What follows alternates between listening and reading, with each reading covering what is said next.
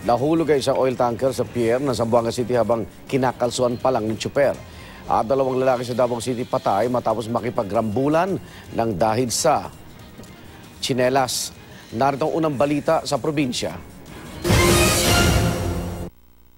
Nang dahil sa ninakaw na tsinelas, nauwi sa rambol ang dalawang grupo ng kalalakihan sa Barangay Leon Garcia sa Davao City.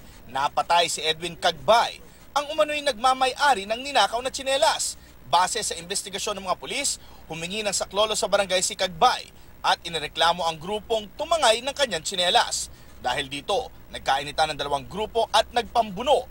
Patay sa saksakan si Cagbay habang napatay rin ang tanod na si Angelito Ramos.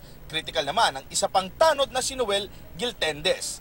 Isang lalaki pa na pinaniniwala ang naipit sa gulo ang dinala sa ospital.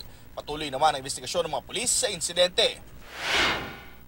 Sa Cabanatuan City, Nueva Ecija, natimbog ang 3 tulak umano ng droga sa isang bypass operation noong Lunes. Nakuha mula sa mga sospek ang 4 na sachet ng shabu, sari-saring drug paraphernalia at 500 pisong marked money. Tumanggi naman magbigay ng pahayag ang mga naaresto. Nagdulot naman ng abala sa pantalan ng Zamboanga City ang isang tanker na nahulog sa pier. Base sa investigasyon ng mga otoridad, dumating sa pier ang tanker para mag-deliver ng krudo. Pero nang bumaba ang driver ng truck para maglagay ng kalso sa gulong, mabilis na umatras ang tanker at nahulog sa tubig. Naantala tuloy ang biyahe ng ilang ferry dahil sa nadisgrasyang tanker.